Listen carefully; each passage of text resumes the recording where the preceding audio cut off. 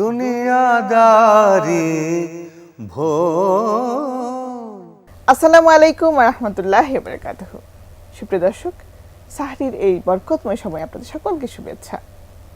সুন্দর এই সময় আমরা এটিএন বাংলা আপনাদের জন্য যে আয়োজনটি নিয়ে এসেছি তা হচ্ছে রাসূল সাল্লাল্লাহু আলাইহি ওয়াসাল্লাম ও রমাদান। এই আয়োজনে আমরা সাধারণত চেষ্টা করি রাসূল সাল্লাল্লাহু আলাইহি ওয়াসাল্লামের জীবনে যে রোজা এবং রোজা সম্পর্কিত যা কিছু ঘটনা তা থেকে টুকটাক আলোচনা করা। সেই আলোচনার জন্য আমাদের সাথে আছেন ডক্টর নাসিমা হাসান। আসসালামু আলাইকুম। ওয়ালাইকুম আসসালাম ওয়া রাহমাতুল্লাহ। আপা, আমরা আজ যে বিষয় নিয়ে কথা বলবো তা হচ্ছে ইফতার। চলুন এবার ইফতার নিয়ে কথা শুরু করি। আপা, ইফতার আমরা সকালবেলা উঠে ব্রেকফাস্ট করি, তাই না? আমাদের ঘুম থেকে উঠে। তো ইফতার কি এরকম কিছু, মানে আমরা ইফতারকে আসলে কিভাবে নিব? হ্যাঁ, ইফতারটা আসলে লম্বা সময় না খেয়ে থাকার পর যে খাদ্যটা গ্রহণ করি ওটাই ইফতার, এবং আল্লাহর নামে গ্রহণ করি একটি নির্দিষ্ট সময়। সেটা হলো ঠিক সূর্যাস্ত হয়ে গেলে যখন মাগরিবের সময় হয় তখন আমরা এটা খাদ্যটা গ্রহণ করি। এটা রাসূলুল্লাহ সাল্লাল্লাহু আলাইহি ওয়াসাল্লাম দ্বিতীয় হিজরিতে যখন রমাদানের মাসে আল্লাহ তাআলা সিয়াম পালনটা ফরজ করে দেন তখন থেকেই কিন্তু এই সাহারি এবং ইফতারের প্রচলন তার মতো করে, অর্থাৎ রাসূলুল্লাহর উম্মত হিসাবে তাকেই তো আমরা অনুসরণ করি, যে রাতের একদম শেষের দিকে শেষ ভাগে যে উনি সাহারি খেতেন এবং সন্ধ্যা হওয়ার সূর্যের অস্ত যাওয়ার পরপরই যত দ্রুত সম্ভব তিনি ইফতার করে ফেলতেন। যত দ্রুত বলছেন কেন? এটা কি দেরি করাটা? যেমন কিছু কিছু পূর্ববর্তীদের মধ্যে এটা ছিল, যারা দেরিতে ইফতার করত, কিন্তু আল্লাহর রাসূলই বলেছেন যে ওনার উম্মতের একটা প্র্যাকটিসই হলো এটা, যে তারা দ্রুত ইফতার করে ইফতারের সময় হওয়া মাত্রই, অর্থাৎ আজান দিবে, ইফতার করে ফেলবে। আমার দর্শকের জন্য এই মেসেজটা স্পষ্টই দেওয়া যায়, তাড়াতাড়ি ইফতার করাটাই হচ্ছে আল্লাহর রাসূল সাল্লাল্লাহু আলাইহি ওয়াসাল্লামের উম্মতের বৈশিষ্ট্য। হ্যাঁ, শিক্ষাও। কেননা আমরা অনেক সময় করি না যে কেউ কেউ এটা করেন যে আচ্ছা পরে খাবো, এটাও না, এটা করা উচিত না। উনি কিন্তু ইফতারটা করতেন, এটা একটি ইবাদত। হ্যাঁ, এটাও একটি ওনার সুন্নাহ যে উনি তাড়াতাড়ি করতেন ইফতারটা, অল্প হোক, সেটা খেজুর হোক, পানীয় হোক, কিছু একটি খেয়ে ইফতারটা করে ফেলা, কারণ শরীর তো এতক্ষণ না খেয়েছিল, এটাও একটি কারণ। দ্বিতীয়ত আল্লাহর রাসূলের সুন্নাহ এটা, হ্যাঁ, এটা একটি বিশাল ব্যাপার যে তিনি আমাদেরকে এটা শিখিয়ে গেছেন। এবং আরেকটি বিষয় হলো কি, যে মহান আল্লাহ তাআলা মানুষ প্রতিটা কাজই বলেন যে তার নিজের জন্য, তার আমল নামায় এটা যোগ হবে, কিন্তু রোজার যেই রিওয়ার্ডটা আল্লাহ দিবেন এটা কিন্তু আল্লাহ নিজের হাতে রেখে দিয়েছেন, এটাও আল্লাহর রাসূল জানিয়ে প্রকাশ করা হয়নি। হ্যাঁ, এবং একটি গেটের কথাও বলা হয়েছে, সম্বর্ধনা দেয়া হবে। তো এই চিত্রগুলো উনি আমাদেরকে এমনভাবে অঙ্কিত করেছেন হাদিসের মাধ্যমে, সেটা আমরা যখন রোজা রাখবো এই চিত্রগুলো আমাদেরকে কল্পনায় আনতে হবে, যে আমাদের সম্বর্ধনার জন্য একটি গেট আছে, সেই গেটে ডাকা হবে রোজাদাররা কোথায়, তারা উঠে যাবে, সবাই ঢুকে যাবে, ঢুকে যাওয়ার পর সেই দরজা বন্ধ হয়ে যাবে, অর্থাৎ রোজাদার ছাড়া অন্যদের কিন্তু ঢুকানো হবে না। কাজে আল্লাহ রাসূল এই যে জানিয়ে গেছেন, এটা কিসের জন্য? যাতে আমরা তার সুন্নাহকে ফলো করে আল্লাহ যেগুলো ফরজ করেছেন সেই রোজাকে পালন করি, কোরআনের সাথে গভীর সম্পর্কও করি, এবং শেষের দিকে খাবো সেহরি রাতের, আর ইফতার করবো দ্রুত। হ্যাঁ, এগুলো সব কিন্তু আমাদের অ্যাট এ টাইমই করতে হবে। এমন না যে আমরা অনেক সময় করি না, একটা করলাম আর একটা ছাড়লাম, এটা নয়। আমার মুসলিম হিসাবে যতগুলো আমার প্র্যাকটিসের দরকার, আমল করার দরকার, ওগুলো তো করে যাবই, উপরন্তু রমজান মাসে এগুলো আমার খেয়াল রাখতে হবে যে আল্লাহ রাসূলের সুন্নাহ বা প্র্যাকটিস কী কী ছিল সেগুলো আমরা যাতে করতে পারি ইনশাআল্লাহ। কাজে রায়্যানের দরজাটাও আমাদের মাথায় রাখতে হবে, যে এই দরজা দিয়ে ঢোকার সৌভাগ্য যাতে আমাদের হয়, কাজে সেভাবে কিন্তু আমাদের কাজ করতে হবে। এবং এটা যেহেতু সুবে সাদিকে সূর্যাস্ত পর্যন্ত সকল কিছু থেকে আমাদেরকে বিরত থাকতে হয়, এই মাসে আল্লাহ তাআলার বরকতটাও এত বেশি যে উনি ঘোষণা করে দিয়েছেন যে যে কোনো ইবাদতের 70 গুণ বেশি সওয়াব উনি দিবেন। তো এগুলোর জন্য যদি আমরা কোমর বেঁধে নেমে না যাই তাহলে তো কিছুই পারবো না। সেটা হোক আজকে যত রোজা, আমি যেন আফসোস না করি, তো দাঁড়িয়ে যাই। শুয়ে শুয়ে যদি আমি আফসোস করতে থাকি কোনো কাজে আসবে না, তাই না? তা আমাদের প্ল্যান করতে হবে। এবং আজকাল প্রচুর, আমি একটু ব্রেক করছি আপনাকে। এই যে বলছেন প্ল্যান করা, সেটা করতে তো আমরা ইফতার নিয়ে এত বেশি প্ল্যান করি, দেখা যায় আমরা যে এই যে আমলের ব্যাপারটা কিন্তু থাকে না, তখন আর ইফতারটা আমাদের কাছে ইবাদত হিসেবে থাকে না, আমাদের কাছে একটা আয়োজন হয়ে যায়, খাবারের হ্যাঁ, আয়োজন। খাবারের উৎসব। হ্যাঁ, খাবারের উৎসব। হ্যাঁ, আসলে এটাও ঠিক যে রোজাদারের সবচেয়ে আনন্দের মুহূর্ত হলো কিন্তু ইফতার। এটা সঠিক। ওই সময় খুব আনন্দ লাগে, একসাথে বসছি, কথা বলছি, এক্ষুনি আমরা একসাথে। আর এটা আমি এই অন্যান্য প্রোগ্রামেও বলেছি, রোজার মাসের কিছু ট্রেনিং আছে একদমই সৈনিকের মতো, আল্লাহর সৈনিক হয়ে যায় মানুষ। হ্যাঁ, আমি হালাল হারাম সার্বক্ষণ বিচার সবসময় সচেতন, পানির এক ফোঁটা পর্যন্ত খাই না ইফতারের আগ পর্যন্ত, কারণ আল্লাহ দেখে ফেলবেন। এই অনুভূতিটা যেন থাকে, তাহলে এটাই আমাকে সবচেয়ে বেশি আল্লাহর রঙে রাঙিয়ে দিবে। যে বলেন আল্লাহর রং ধারণ করো, রঙে আল্লাহর চেয়ে বেশি সুন্দর। সেই সুন্দর রং যদি ধারণ করতে হবে, ওনার সব কিছু পালন করতে হবে আমার। কাজে এই আনন্দের মুহূর্তে আমরা যাতে উৎসবের মতো যদি খাদ্যের উৎসব করে ফেলি, তাহলে কিন্তু ইবাদত থেকে আমার মনটা কিছুটা হলেও সরে যাবে। কারণ আমি গরম গরম দিতে চাইবো, অনেক আইটেম বানাতে চাইবো, সবাই মজা হয়েছে কি না এটার জন্য খুব চিন্তিত থাকবো। এই টেনশন আর সমস্ত মানে প্রেশারটা মাথায় নিতে যে দেখা যাবে যে যিনি বানাচ্ছেন, যিনি সহযোগিতা করছেন, সবাই এই গরমে বা ঠান্ডা যেই ওয়েদারই হোক, মানে সবসময় ওই কুকিংয়ের ভিতরেই কিন্তু আছে, এর থেকে বের হতে পারছে না। তার জিকির, তার আল্লাহর কাছে মাফ চাওয়া, বিভিন্ন সূরা শিখা বা তাফসির শোনা বা পারিবারিক বৈঠক করা, কোনোটাই কিন্তু আর মাথায় তখন থাকবে না, থাকবে শুধু খাদ্য উৎসবের। রমজানের যে আমাদের উদ্দেশ্য সেটা হাসিল হলো, আমরা হারিয়ে ফেলি। হ্যাঁ, আমরা খাবো, হতে পারে যে আমরা 7 দিনে একবার করি তাহলে, কিন্তু সেটা আমরা আগের থেকে তৈরি করে রাখবো, যাতে ওই সময়টা, কেননা ইফতারের পূর্বে তো দোয়া কবুল হয়, এটা আল্লাহ রাসূল নিজেই বলে গেছেন। এই সময়টা কোথায় পাবো যদি চলে যায়? এমনকি এই রোজার পুরোটাই যে আমি পাবো এই গ্যারান্টি তো আমাকে কেউ দেয়নি। তারপর সামনের বছর বেঁচে থাকলে রোজা পাবো কি না এটাও তো আমরা জানি না। গত বছর অনেককেই পেয়েছি, এই বছর তাদের পাচ্ছি না। রমজান মাসকে যে ক্ষমা চাওয়ার মাস, ক্ষমা পাওয়ার মাস বলা হয়েছে, তো ইফতারে কি সম্ভব আমি আমার অপরাধগুলোকে আমি ক্ষমা পেয়ে নিলাম, আল্লাহর কাছে চেয়ে নিলাম? অবশ্যই, এবং সবচেয়ে সুন্দর হয় যদি আমরা এক জায়গায় বসে সমস্ত পরিবার, আবার মেহমান আসলে তাদেরকেও সামিল করে আমরা আল্লাহর কাছে মাফ চেয়ে দরুদ পড়ে আমরা মুনাজাত করলাম, আল্লাহর কাছে দোয়া করলাম, কারণ ওই সময় তো দোয়া কবুল হয়, এবং আল্লাহর কাছে মাফ চাইলাম এবং বললাম যে আল্লাহ এইটা যেন আমার জারি থাকে, আমার রসনা যেন সিক্ত থাকে। আস্তাগফিরুল্লাহ, আল্লাহুম্মা গফিরলি, আল্লাহুম্মা ইন্নাকা আফুউন তুহিব্বুল আফওয়া ফাআফু আন্নি, এগুলো অনবরত পড়তে থাকবো। এবং আল্লাহর রাসূল খুব সুন্দর করে ইফতারের কিন্তু দোয়া পড়তেন, এইভাবে আল্লাহর রাসূল পড়তেন যে আল্লাহুম্মা লাকা সুমতু ওয়া আলা রিজকিকা আফতারতু, অর্থাৎ হে আল্লাহ, আমি তোমার জন্য রোজা রেখেছি, তোমারই রিজিকের মাধ্যমে ইফতার করছি। আবার অনেক সময় তিনি কি করতেন, কোনো সাহাবীর বাসায় যেতেন, হ্যাঁ, উনি সেখানেও ইফতার করতেন, তখন তিনি যেটা পড়তেন সেটা অর্থ হলো যে তোমাদের ঘরে রোজাদাররা ইফতার করুক, তোমাদের খাবার যেন নেককার লোকেরা ভক্ষণ করে, আর তোমাদের উপর ফেরেশতারা রহমত নিয়ে অবতরণ করুক। সুনান দারিমি, এই যে ব্যাপারটা, তার মানে আমরা যদি অন্যের বাসায় ইফতার করি সেখানেও দোয়া করব যে খাবারটা যাতে কোথায় ইমানদাররা ভক্ষণ করে, হ্যাঁ, যে নেককার লোকেরা যেন খায় আমার খাবার। তারপরে আল্লাহর রহমতও চাচ্ছি আমরা।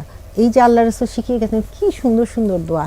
এমন হতে পারে না আমার অপছন্দনীয় মানুষের কাছে আমার যেতে হচ্ছে ইফতার করতে, যেহেতু এটা আমার খুবই আপন আত্মীয়র কেউ, সে আমাকে কষ্ট দিয়েছে, কিন্তু সেই সময় আমি তার জন্য এই দোয়াটা করলাম, তাহলে মন থেকে কালিমা কিছুটা হলেও চলে যাবে না? অর্থাৎ আল্লাহ তাআলার যে মূল যে লক্ষ্যটা, যে মানব সৃষ্টি, হ্যাঁ, যে মানবতা তৈরি করা, তো এই বিষয়টা যদি আমরা আসলে এই রমজানে হাসিল করতে পারি, তাই না? আপনি বলছেন যে আমরা এমন একটা আত্মীয়ের বাসায় গেলাম যেখানে আসলে আমার পছন্দ না, আমি আল্লাহ তাআলার জন্য গেলাম, এই রমজানেই সম্ভব, সেটা সম্ভব, সব এবং স্বার্থ ঈদেও ত্যাগ করে। সম্ভব। হ্যাঁ, আর এই যে রমজানে বেশি সম্ভব কেন, এই সময় মনটা এমনিও নরম থাকে মানুষের, যে আল্লাহর কাছে তো আমার সবসময় মাফ চাইতে হবে, আমি যত পারি নেক আমল করবো, কারণ 70 গুণ সওয়াব, এটা তো কি বলবো আর, মানে হিসাব করে 70 থেকে 700 গুণ। হ্যাঁ, কাছেই মানে ফরজটাই তো 70 গুণ হয়ে যায় বলা হয়। তাহলে আর এমনিতে তো আল্লাহ তাআলা যে কোনো নেক কাজকে যত খুশি বাড়াতে পারেন, হ্যাঁ, তারপর তো কাদরের রাতগুলো আসলে আরও এটা আমরা যদি অঙ্কে ক্যালকুলেট করি, না, আমরা তো শুধু খাবারে ক্যালকুলেট করি, মানে হ্যাঁ। ইফতার কয়টি হলো, আইটেম কয়টি হলো, ওর বাসায় গেলাম কয়টি খাবার দিল, তাই না? যে রাসূলুল্লাহ যে শিক্ষা, জি। সেটা কিন্তু আমরা ওভাবে করে হাসিল করতে পারছি না, পারছি না।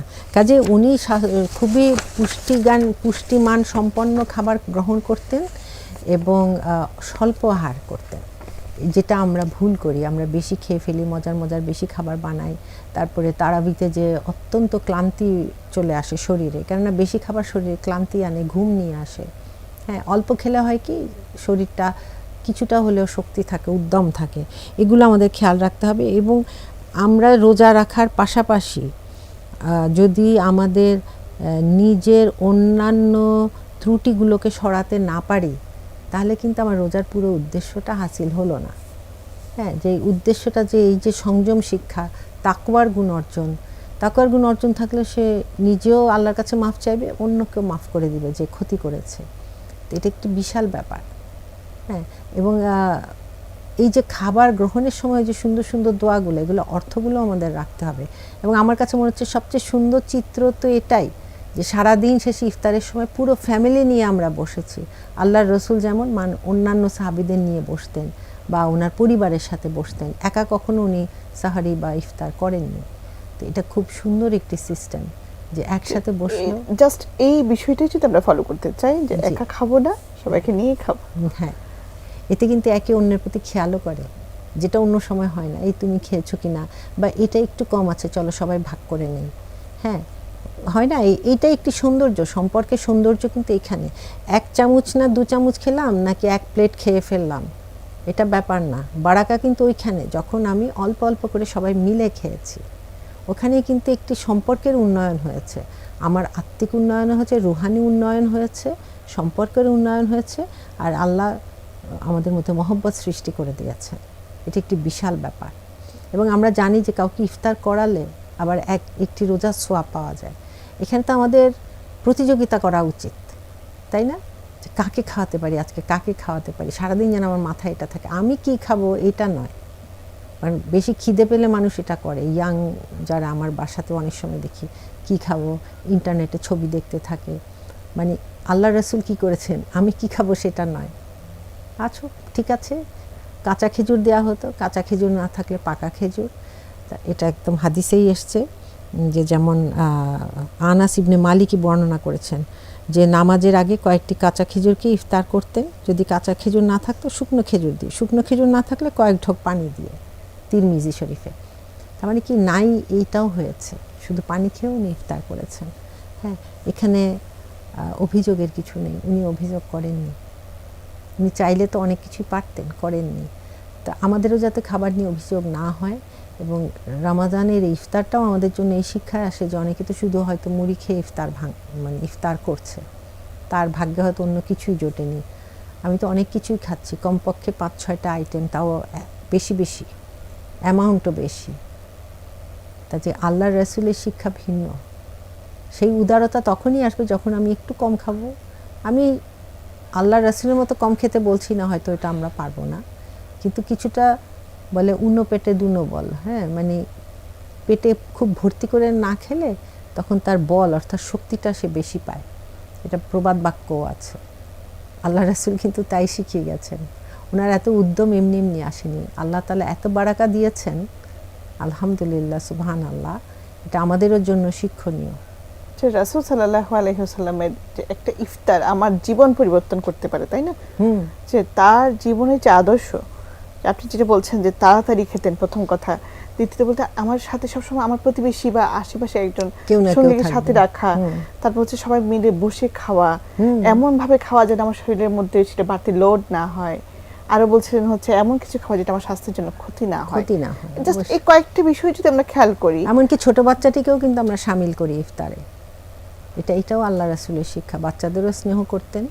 কাজে কাউকে নিয়ে খাওয়াটা যে কত হোক, বাচ্চাটি রোজা রাখেনি, কিন্তু এটা ব্যাপার না, তাকেও এটাতে শামিল করা। সেও তার গুরুত্বটা বুঝতে পারবে, সেও ফ্যামিলির প্রতি একটা টান বোধ করবে ভেতরে। কিন্তু একটি প্রশ্ন কি থেকে যায় না, যাদের পরিবারে ছোট বাচ্চারা আছে, অনেক সদস্য আছে, তারা একটু রং বেরঙের ইফতার বানাতে চাইবে, এটা তো খুব স্বাভাবিক একটা কালচার দাঁড়িয়েছে। তাদের জন্য আপনার এখন পরামর্শ কি থাকবে? যে আমার রাসূলের- পরামর্শ থাকবে যে এমন কিছু আমরা বানাবো হোক তাদেরকে খুশি করার জন্য, যদি আমরা বানিয়ে কিছু রেখে দিতে পারি। প্রতিদিন বানাবো, প্রতিদিন সময় ইয়ে করবো সেটা নয়, এমন কিছু যেটা চট করে আবার হয়ে যায়। এটা কিন্তু করাই যায়, আজকাল অনেক ধরনের খাবার আছে যেগুলো বাচ্চারা পছন্দ করে, আমরা এগিয়ে রাখলাম, স্টেপ এগিয়ে রাখলে কিন্তু কাজ অনেক সহজ হয়ে যায়। বিশেষ করে যারা কর্মজীবী তাদের কিন্তু এটা করতেই হবে, নইলে ঘরে এসে হতে পারে যে স্বামী স্ত্রী দুজনে মিলেই করছেন যেটা আল্লাহ রসুল করতেন, হ্যাঁ, ঘরে এসে তো তিনি কাজে হাত দিতেন, তারপরেও দেখা যাবে যে খুব ঝামেলা হয়ে যায় বেশি আইটেম করলে। তো আমরা যেটাই করি আমরা রাসূলের জীবন থেকে যেন আদর্শটা নিয়েই করি। অথবা বাচ্চাদের দায়িত্ব দিতে পারি, আজকে তোমরা যেটা খাবে বেসিক কিছু স্টেপ তারা করে দিল, বাকি ফিনিশিংটা মা করলো, এটা আমরা করতে পারি। ওরাও ট্রেইনড হলো যে সাহায্য করতে হয়। সব তো বসে বসেই পেলাম, আয়েশি জীবন, এটাও তো শিক্ষা দেওয়া অর্থাৎ ঠিক আমরা নয়। যাই করি না কেন, যে খাবারই খাই না কেন, সেটার মধ্যে যেন আমার রাসূলের যে হাদিসের সেটার প্রভাব যেন থাকে। ওনার প্র্যাকটিসটা যেন ছায়া থাকে সেখানে। আমরা এই যে অফারগুলো থাকে না যে বাই ওয়ান গেট টু অমুক তমুক, এগুলো কিন্তু ওভার ইটিং ছাড়া আর কিছুই হয় না। কারণ এইসব জায়গায় ইফতারের থাকবে, কারণ ব্যবসার জন্য এগুলো সব ব্যবসায় চলে গেছে। তো সওয়াবের চেয়ে আমরা তখন ব্যবসায়িক চিন্তাতে যাই, মানে একটি হোটেল হয়তো ব্যবসায়িক চিন্তাতে যাই, আর আমরা করি কি বেশি খেয়ে আল্লাহর সুন্নাহকে সেখানে, আল্লাহ দেয়ার রাসূলের সুন্নাহকে সেখানেই আমরা শেষ করে দিয়ে আসি, যেটা শরীরের জন্য খারাপ, রুহানি খারাপ, কারণ আমি তারাবি পড়তে আমার জীবন বের হয়ে যাবে তখন, তাই না? তা কাজে সব কিছুই আমাদের চিন্তা করতে হবে। ব্যালেন্সটা ইসলামের কি বিরাট শিক্ষা। যে আপনি যেটা বলছেন যে রাসূল সাল্লাল্লাহু আলাইহি ওয়াসাল্লামের যে রেখে যাওয়া সুন্নাহ, তা যদি আমাদের জীবনের যে বর্তমান যে আমরা রোজা রাখছি, ইফতার করছি, সাহরি করছি, প্রতিটা ক্ষেত্রে অন্তত হাদিসগুলোকে যদি ছোটখাটো হাদিসগুলোকে যদি একটু ফলো করতে পারি, যে প্রতিদিন আমরা রোজা রাখছি, আল্লাহর একটি হাদিসকে মেনটেন করি অন্তত, অবশ্যই যে ইফতারে খাওয়াটা তাড়াতাড়ি খাই, অতি ভোজন না করি, তারপর হতে পারে আমার শিশুকে এমনভাবে গড়ে তুলে একটা হাদিস সে শিখুক অন্তত। তারপর খাওয়ার পরে শুকর করা, শুকর করা, হ্যাঁ, শুরুতে বিসমিল্লাহ করে তারপরে অবশ্যই খাওয়া। শুরুতে আমরা যে রমজানে যে দোয়াটা পড়ে, আল্লাহুম্মা লাকা সুমতু ওয়া আলা রিজকিকা আফতারতু, হ্যাঁ, এর অর্থ হলো হে আল্লাহ আমি তোমার জন্য রোজা রেখেছি, তোমারই রিজিকের মাধ্যমে ইফতার করছি। এই যে কথাটা, এটা কিন্তু খুব সুন্দর।